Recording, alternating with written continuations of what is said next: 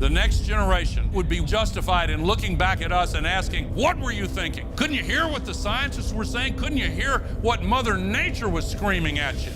Mr. Gore, 10 years later, you're back with a sequel to An Inconvenient Truth. And I wonder, on balance, how our progress has been in the past 10 years. We've made a lot of progress. Actually, there have been two big changes in the last decade. One is the climate-related extreme events have gotten worse and they're more frequent. Just today, more troops had to be sent to British Columbia for the fires there, and we've got 40 huge fires raging in the U.S. today. But the other big change is that now we have the solutions. Electricity from solar and wind is getting cheaper than electricity from fossil fuels, and soon will be cheaper everywhere in the world. The batteries that extend our ability to use it are now coming down in price also, and electric vehicles are beginning to be offered by every manufacturer. So we have the solutions now. We need the political will, but political will is a renewable resource. And in the Paris Agreement, every country in the world just about joined in, and Canada played a major role in helping to secure that agreement, by the way. Do you think the U.S. withdrawing from the Paris Accord will really have a major effect? I mean, it'll be a short effect. I'm not sure how long this administration will last. I mean, you know, tell me the truth. Well, we have the old saying, from your lips to God's ears, but moving right along, I tried my best to convince Donald Trump to come to his senses, but he didn't.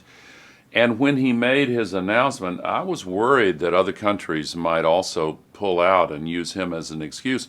But the entire rest of the world redoubled its commitment as if they were saying, we'll show you, Donald Trump.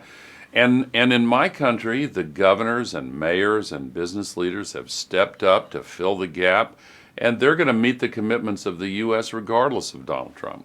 You know, there is so much going on in this film, aside from the material and those emotions that you think about. But personally, we see your victories and a few disappointments, and you're really open with your emotions about that. Yeah. You know, and I like to see that. It's powerful and it's galvanizing. Oh, well, thank you very much. People come out of this movie, I'm happy to say, very, very hopeful, because with all of the dangers and all of the risks, it's obvious that we can solve this now. We've just got to make up our minds to do it. You know, you open with horrendous melting and breaking away of the ice field in Greenland. And you've got people saying how wrong you are in voiceover. Yeah. You feel such conflicting emotions. There's anger, and yeah, I was crying. It was just horrible. Oh, well, it evokes a lot of emotions for sure. And I really want people to see this movie. I hope they'll go to the website, inconvenientsequel.com. You can get advance tickets there for when it opens here in Canada, August 4th.